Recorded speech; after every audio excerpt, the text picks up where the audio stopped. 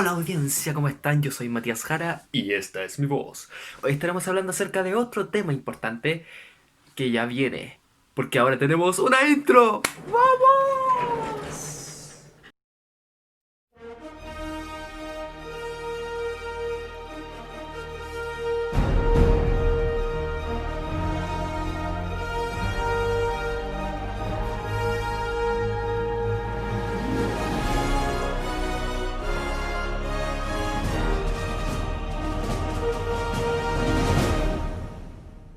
Antes de comenzar con la explicación de la materia, primero definiremos el título, que son las líneas de transmisión.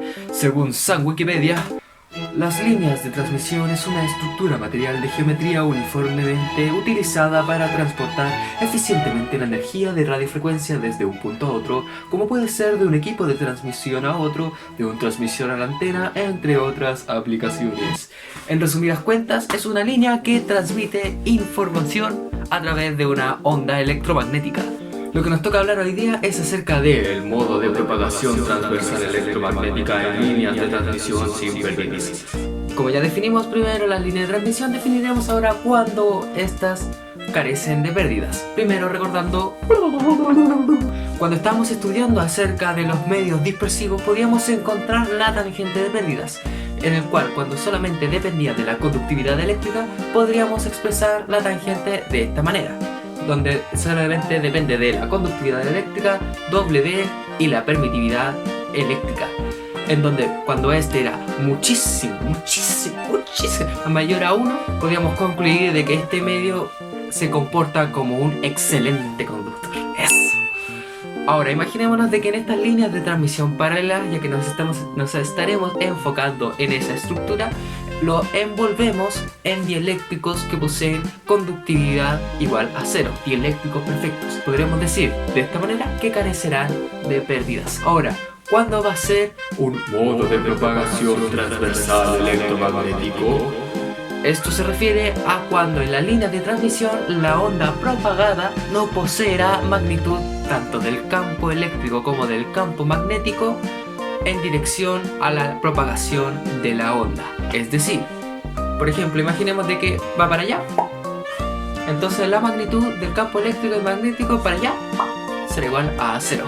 ¿Cómo podemos entender esto? Recordando a nuestro querido amigo Maxwell y usando sus dos fórmulas, la de Ampère-Maxwell y la de Faraday, podremos encontrar el porqué de esto. Pongámonos en el primer caso, Ampère-Maxwell, que poseía esta función, ¿cierto? Relacionaba el campo magnético con la densidad de la corriente y la derivada temporal del campo eléctrico. Ahora, si nosotros utilizamos estas líneas de transmisión en frecuencias muy bajas para de esta manera no romper esta carencia de pérdidas, podremos entonces concluir de que la derivada temporal del campo eléctrico es igual a 0.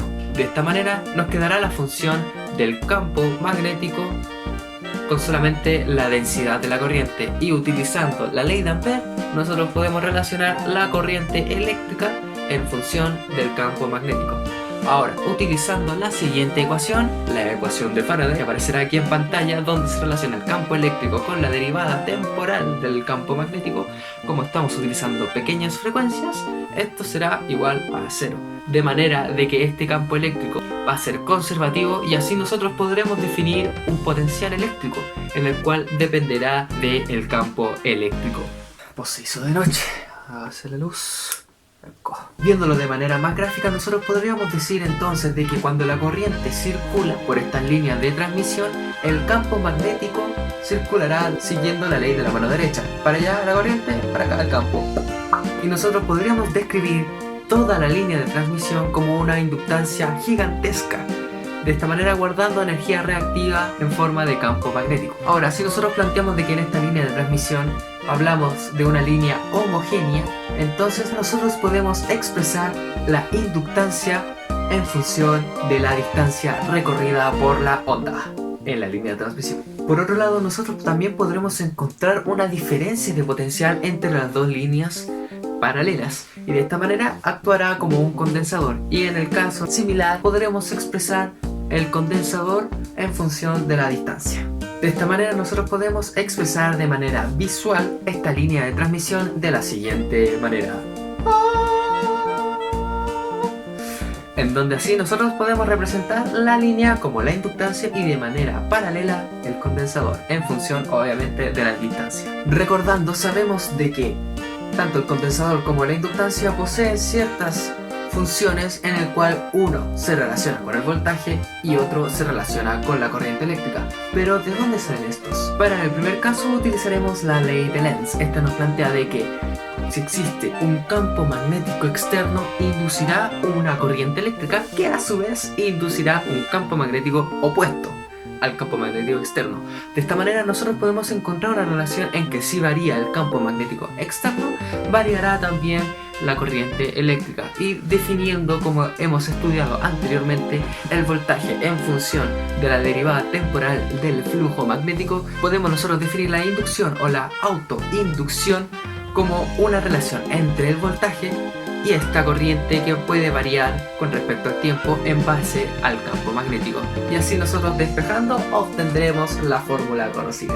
Para el caso del condensador, nosotros podemos definirlo como la capacidad de almacenaje de energía en forma de campo eléctrico en dos conductores que poseen cargas opuestas. De esta manera nosotros podemos relacionar la capacidad de este almacenaje como la corriente eléctrica que fluye a través de los conductores en función del voltaje, del diferencial del voltaje entre ambos con respecto al tiempo. Y despejando obtendremos la función ya conocida.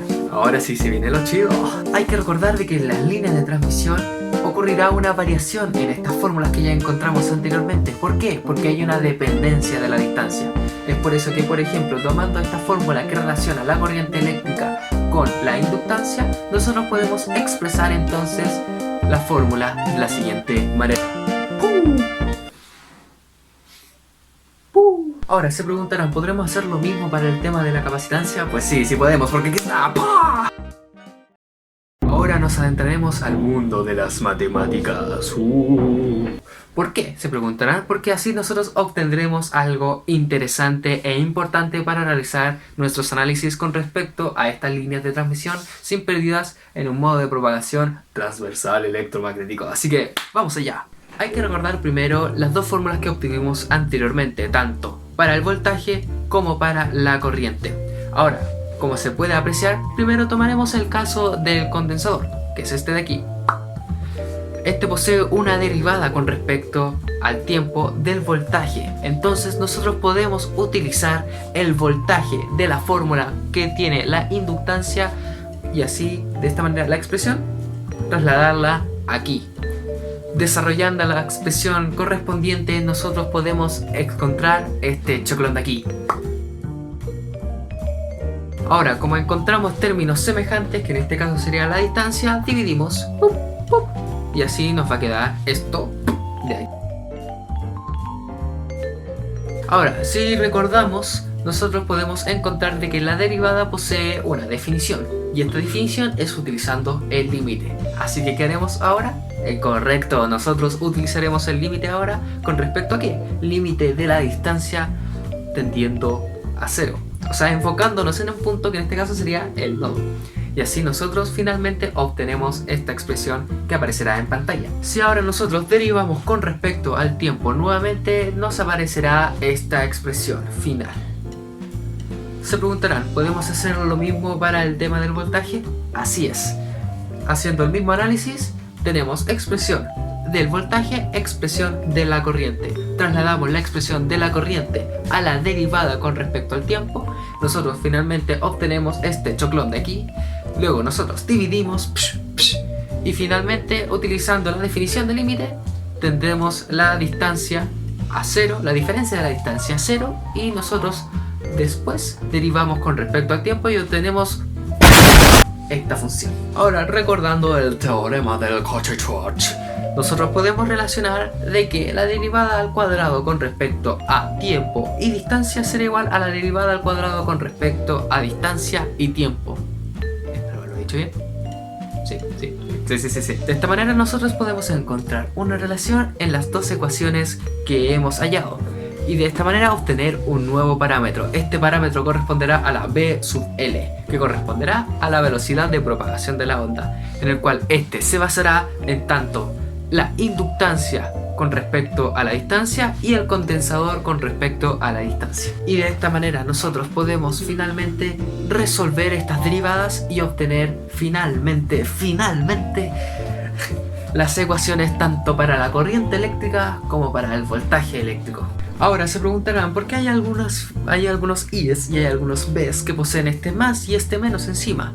¿Por qué? Porque son voltajes y corrientes que se dirigen hacia una dirección y el negativo obviamente sería para la dirección contraria. Y por la ley de Ohm nosotros podemos definir una resistencia característica que se encontrará en función de la inductancia y de la capacitancia respecto a la distancia. Tomándose en cuenta, nosotros podemos ver de manera gráfica lo que pasa en una línea de transmisión. Así que hágase el zoom. Hola, aquí estoy con el zoom. Pantalla blanca. Aquí pondremos la imagen. Como vemos, corriente que va hacia la derecha, positiva, corriente que va hacia la izquierda, negativa, pero esta vez estará en función del voltaje y de la resistencia característica. Como se puede ver en pantalla, nosotros al enfocarnos en la resistencia que se encuentra al final, aquí está mi librito, que se encuentra al final de la línea de transmisión, podemos expresar su voltaje de esta manera. Ahora, cabe recalcar de que si la resistencia característica es igual a la resistencia característica pero en la distancia L, nosotros podemos decir en particular de que la línea de transmisión está ajustada. De esta manera no existirá una onda reflejada. ¿Se quita el zoom?